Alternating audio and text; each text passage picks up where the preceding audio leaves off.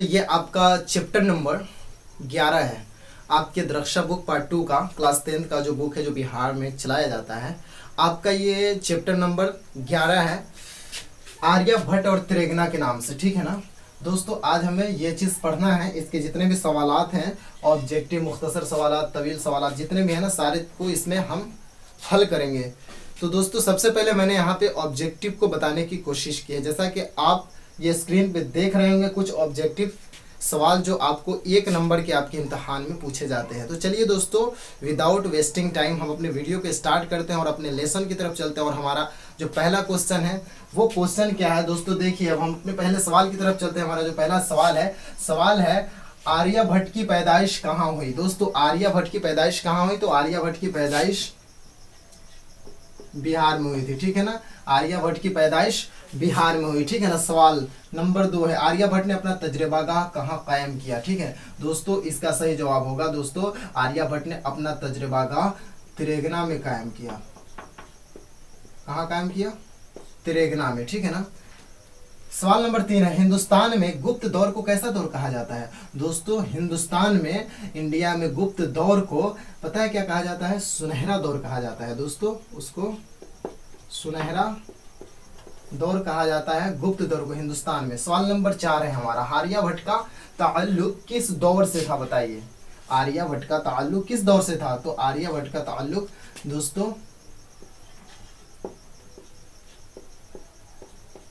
अहद गुप्त दौर से था। ठीक है ना। सवाल नंबर आखिरी ऑब्जेक्टिव सवाल नंबर 5 है, आर्यभट्ट ने किस साइंसदान की रहनुमाई की थी। दोस्तों, आर्यभट्ट ने किस साइंसदान की रहनुमाई की थी? तो वो पाइथागोरस।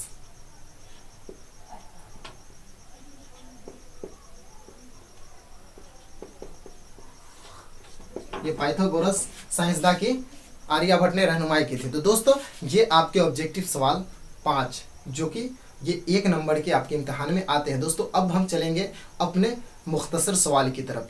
चलिए अब हम चलते हैं अपने मुख्तसर सवाल की तरफ। और जो हमारा मुख्तसर सवाल है वो क्या है कि हमें उसमें मतलब कम जुमलों में हमें अपना जवाब देना होता है। ठीक है, और वो हमारे इम्तहान में 2 या 3 नंबर के होते हैं। ठीक है, तो चलिए अब हम चलते हैं अपने 11 चैप्टर आर्यभट्ट और त्रिगना के मुख्तसर सवाल की तरफ। जो हमारा पहला सवाल है वो है, सूरज गहन और चांद गहन का मुख्तसर तारुफ पेश कीजिए। ठीक है, तो सूरज गहन और चांद गहन का मुख्तसर तारुफ पेश करने के लिए, यानी सूरज गहन क्या होता है और चांद गहन क्या होता है, उसके बारे में हमसे पूछा जा रहा है कि उसके बारे में कुछ हमें बताइए मुख्तसर तौर पर, उसकी तारुफ कराइए, उसकी पहचान कराइए हमें। ठीक है, तो दोस्तों देखें यहाँ पे, सूरज गहन और चांद गहन दुनिया में पेश आने वाला एक जोग्राफिया वाक़या है। ठीक है, और इसमें जब किसी सैयारा या सितारा, जो आसमान में सितारे होते हैं, ठीक है ना, उन पर मुकम्मल तौर से साया पड़ने को हम गहन कहते हैं। ठीक है,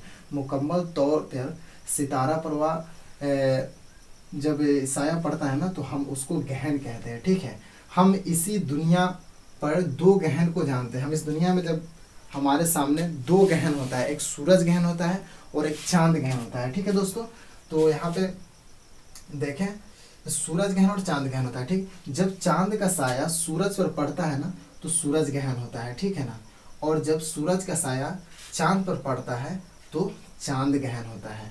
ठीक है, यही 2 गहन है, यानी सूरज गहन और चांद गहन। सूरज गहन को हम इंग्लिश में इसको बोलते हैं सोलर इक्लिप्स। ठीक है ना, सूरज गहन को सोलर इक्लिप्स, और चांद गहन को बोलते हैं हम ल्यूनर इक्लिप्स। ठीक है ना, ये हम बोलते हैं इंग्लिश में से। ठीक है ना, तो ये हमारा फर्स्ट सवाल हो गया मुकम्मल, पहला सवाल मुकम्मल हो गया।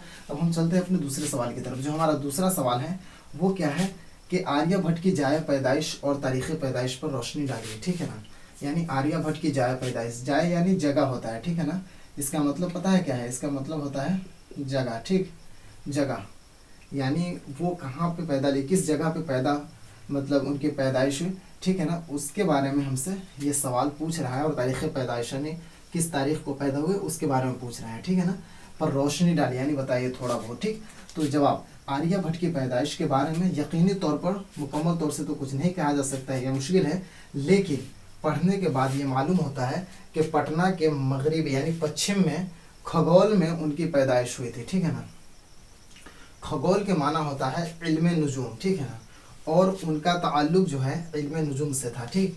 इससे यही मालूम होता है कि यही यानी खगोल ही आर्यभट्ट की जाय पैदाइश है, यानी खगोल जो जगह है वही आर्यभट्ट की, ये खगोल एक जगह है, वही आर्यभट्ट की पैदाइश हुई, ठीक है ना। उनकी तारीख़ पैदाइश 476 ईस्वी है और 564 ईस्वी में उनका इंतकाल हो गया, यानी 88 साल की उम्र में उनकी वफ़ात हो गई, ठीक है ना, यानी 88 साल की उम्र में उनकी वफ़ात हो गई। तो चलिए दोस्तों, अब हम चलते हैं अपने तीसरे सवाल की तरफ। हमारा अगला सवाल है तिरगना के महल वक़ू पर 5 जुमले लिखिए, ठीक है ना। तिरगना के महल वक़ू पर 5 जुमले लिखिए, ठीक। तो यहाँ पे समझिए, तिरगना पटना से दक्षिण जानिब 30 किलोमीटर की दूरी पर मसूरी सब डिवीज़न में वाक़ है, ठीक है ना, एक जगह है, ठीक है। मसूरी स्टेशन से महल्ला रहमतगंज तक बशमूल सब डिवीज़न के तमाम सरकारी दफातर तिरगना के ही हल्के में आते हैं, ठीक है ना, यानी ये सारे जो सरकारी दफातर हैं उसी के इलाके में है, उधर ही है, सब उसमें ही पड़ता है, ठीक है। उसके बाद तिरगना के महल वक़ू को देखकर पता चलता है कि वहाँ सालों भर आसमान में फ़िज़ाएँ साफ़ रहती हैं, ठीक है। यही वजह है कि आर्यभट्ट ने अपना जोग्राफिया तहक़ीक़ के लिए अपना एक वहाँ पे एक जगह मंतखब किया और वहीं पे अपना तजर्बागाह कायम किया, क्योंकि वो बहुत ही पसंदीदा जगह था और बहुत ही वो फ़ायदेमंद जगह था। वहाँ पे फ़िज़ाएँ हमेशा साफ़ रहती थी, तो इस वजह से आर्यभट्ट ने अपना वहाँ पे एक तजर्बागाह कायम किया था, ठीक है। तो ये तो हो गए तिरगना के महल वक़ू पर 5 जुमले, ठीक है ना। अब चलिए दोस्तों, हम चलते हैं अपने अगले सवाल की तरफ। हमारा ये सवाल जो है, क्या सूरज ग्रहण को नंगी आँख से देख सकते हैं और अगर नहीं तो क्यों?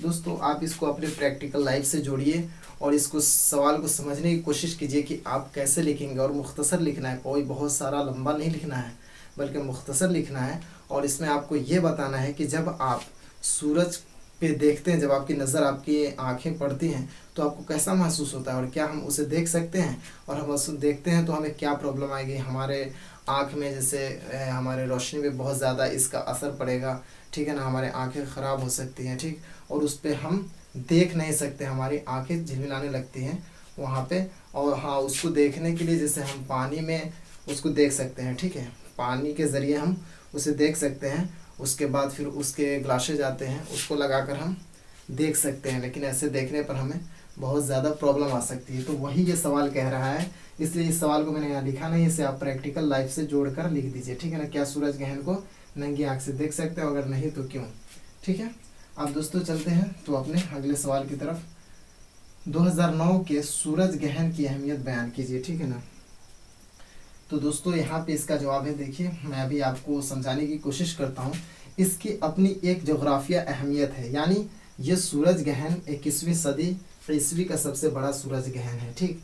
इस तरह का ग्रहण फिर 100 साल के बाद, यानी 100 साल के बाद ही देखने को मिल सकता है, ठीक, मिलेगा। अमेरिका के साइंसी तहकीक इदारा नासा के एक साइंसदान 24 सालों से 2009 में आने वाले सूरज ग्रहण पर तहकीक कर रहे थे। उन्होंने एक तहकीकी रिपोर्ट पेश किया जो 2 सफ़हात में लिखे गए थे, और उन्होंने उसमें ये वाज़ेह तौर पे बताया कि सूरज को देखने के लिए, यानी जो 2009 की जो बात हो रही है उस वक्त के, मतलब उस सूरज को देखने के लिए मुनासिब जगह बिहार में तिरगना है, यानी तिरगना को बताया गया, ठीक है ना, जिसके बारे में अभी इसका जिक्र चल रहा है। तो ये अमेरिका के साइंसदान ने बताया कि वो जगह तिरगना है जहाँ से उस सूरज को देखा जा सकता है बआसानी। फिर उसके बाद से तिरगना को आलमी सतह पर शोहरत हासिल हो गई, यानी वो बहुत ही ज़्यादा मशहूर हो गई वो जगह, ठीक है। तो दोस्तों ये थे आपके मुख्तसर सवालात। तो दोस्तों मुझे उम्मीद है कि आपको ये लेसन बहुत ही अच्छे तरीके से समझ में आया होगा। तो दोस्तों अगर आपको ये लेसन बहुत अच्छे से समझ में आया है तो आप वीडियो को लाइक करें और शेयर करें, और अगर मेरे चैनल पे नए हो तो चैनल को सब्सक्राइब ज़रूर करें। फिर मिलेंगे अगली वीडियो में। Thanks for watching this video.